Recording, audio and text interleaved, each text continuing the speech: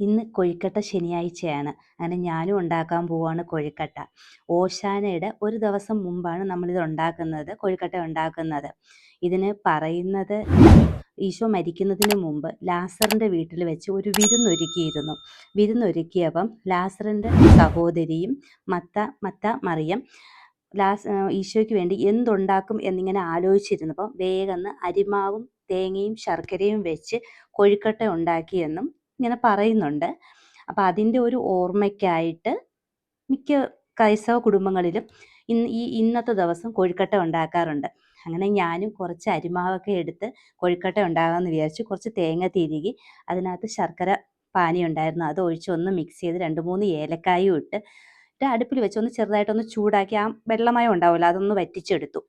എന്നിട്ട് കുറച്ച് ഇടിയപ്പത്തിൻ്റെ മാവുണ്ടായിരുന്നു, അതിനകത്ത് കുറച്ച് ചൂടുവെള്ളം ഒഴിച്ച് നന്നായിട്ട് കുഴച്ചെടുത്ത് ഇച്ചിരി വലിയ വലിയ ഉണ്ടകളായിട്ട് കുഴച്ചെടുത്ത ആ മാവിൽ വലിയ വലിയ ഉണ്ടകളാക്കി എടുത്തിട്ട് അതിനകത്ത് നമ്മുടെ മിക്സ് ചെയ്ത് വെച്ചിരിക്കുന്ന ആ തേങ്ങയും ശർക്കരയും കൂടെയൊക്കെ ഉള്ളതായിട്ട് അകത്തോട്ട് വെച്ച് ഉരുട്ടിയെടുത്തു.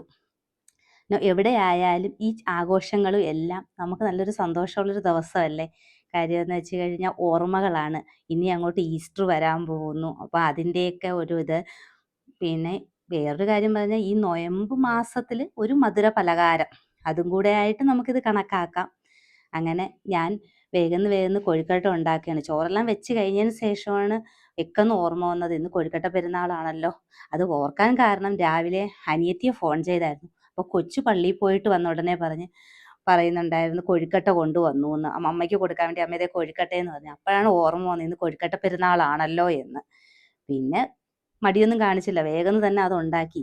ഓരോ പ്രത്യേകതകളും നമ്മൾ എവിടെ ആയാലും അതൊക്കെ ഇങ്ങനെ ആഘോഷിക്കണമല്ലോ. അതിൻ്റെ രുചികളും ടേസ്റ്റുകളും പിന്നെ പ്രത്യേകിച്ച് ചില ആചാരങ്ങളിൽ കൂടെയൊക്കെ ആകുമ്പോൾ അതിനൊരു ടേസ്റ്റ് വേറെ തന്നെയാണ്. അങ്ങനെ കൊഴുക്കട്ട ചൂടോടെ തന്നെ ഞാനെടുത്ത് പാത്രത്തിൽ വെച്ചതിന് ശേഷം ഒന്നിനെ മുറിച്ചു നോക്കി എങ്ങനെയുണ്ട് എന്ന് നോക്കിയപ്പോൾ നല്ലതായിട്ട് വന്നിട്ടുണ്ട്, നല്ല ടേസ്റ്റും ഉണ്ടായിരുന്നു. ഒരു പീസ് ഉടനെ തന്നെ ഞാൻ കഴിക്കുകയും ചെയ്തു. അങ്ങനെ ഇന്നത്തെ കൊഴുക്കട്ട പെരുന്നാൾ ഞങ്ങളും ആഘോഷിച്ചു.